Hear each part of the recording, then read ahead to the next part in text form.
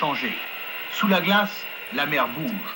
Les guides indiens n'aiment pas ça. Si l'on traverse la glace, c'est la mort instantanée.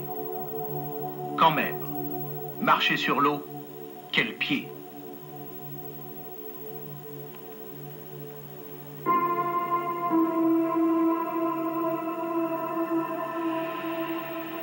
Pour des raisons évidentes de sécurité, nous restons près de la côte. Et quand on suit des arbres, c'est une île.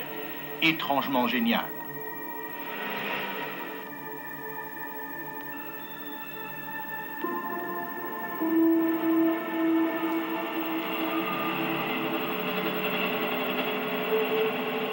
Il faut quand même songer à s'arrêter pour bivouaquer. C'est ce jour-là que le beau temps nous a quittés. Nuit agitée, le lendemain, c'est dantesque. L'Afrique et son vent de sable surgissent dans les mémoires. Sauf qu'ici, c'est le blizzard. Sous abri, il fait moins 45. En plein vent, 10 à 20 degrés de moins. Rude journée.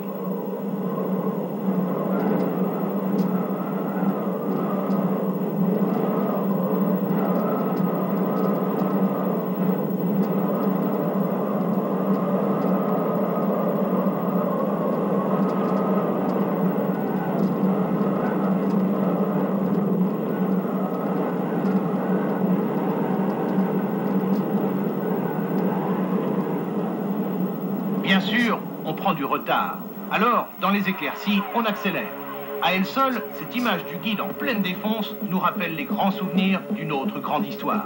C'est net, l'Arikana sera la course de l'aventure des prochaines années.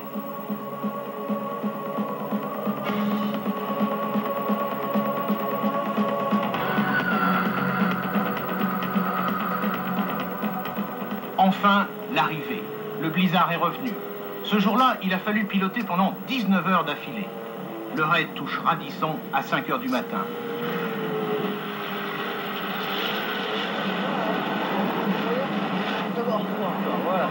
Bien sûr, tout le monde est épuisé. Bien sûr, tout le monde est ravi.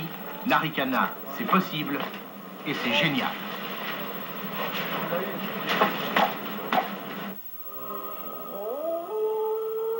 Un espace sauvage infini.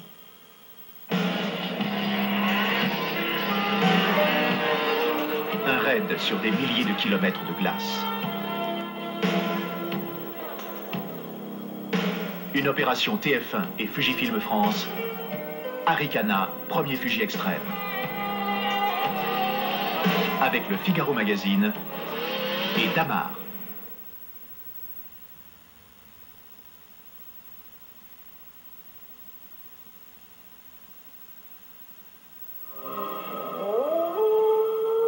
Un espace sauvage infini.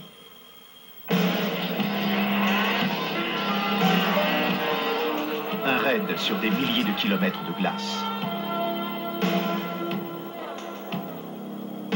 Une opération TF1 et Fujifilm France. Arikana, premier Fuji extrême. Avec le Figaro Magazine et Damar.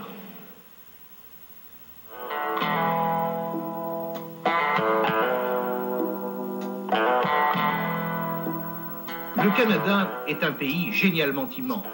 Et pourtant, sur ce territoire qui couvre des millions de kilomètres carrés, nous sommes minuscules. Ici, un sentier de skidoo n'est finalement qu'un ruban dans un décor à l'échelle des dieux. L'homme a parfois du mal à s'y faire une place. Témoin, cette scène étonnante. Le passage fait 1 mètre de large alors que nous avons le monde autour de nous. Un monde idéal pour une course de skidoo. L'an prochain, TF1 y organisera l'Arikana Fuji Extrême, un rallye de 3200 km par étape. Il y a quelques semaines, nous sommes allés reconnaître le tracé de la course. L'Arikana aura lieu au Québec, l'une des provinces du Canada, pourtant grande comme plusieurs fois la France. On partira de Montréal, puis on traversera le territoire des Indiens Cris et Montagnais pour arriver à Radisson, la ville miracle, celle de l'électricité. La course durera 10 jours, la reconnaissance a pris 3 semaines. Une aventure extraordinaire qui vient de se terminer.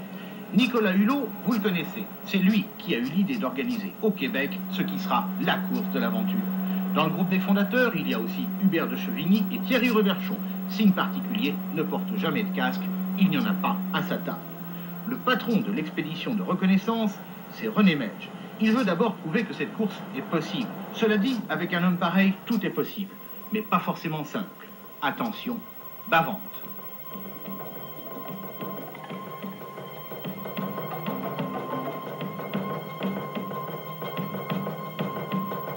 Si ça ne passe pas doucement, on peut essayer vite. Ça ne passe pas forcément mieux.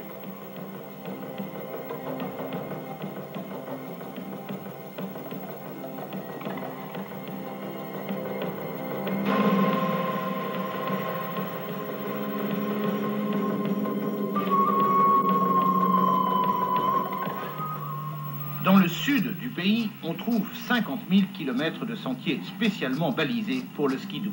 Seul problème, on peut s'y perdre. À ce stade, ça n'est pas grave. Mais quand le balisage est terminé, il faut changer de système. Solution, les cartes et les guides indiens. Les montagnais parlent français, les cris parlent anglais. En 3 semaines, ils nous ont appris que ce que nous appelons l'aventure, pour eux, c'est du quotidien. Ces hommes sont nés sur un skidoo. Leurs machines sont petites, légères, leurs traîneaux sont traditionnels en bois. Au guidon, ils sont d'une efficacité discrète, mais redoutable. Et sur la piste, ils ont un sens du terrain qui relève bien plus que de l'instinct, du génie. Ils ont aussi le sens de l'accueil. À quelques kilomètres de Chibougamau, l'un de nos guides a fait un détour pour passer chez lui. Moment unique où le chasseur est devenu, devant nous, père de famille.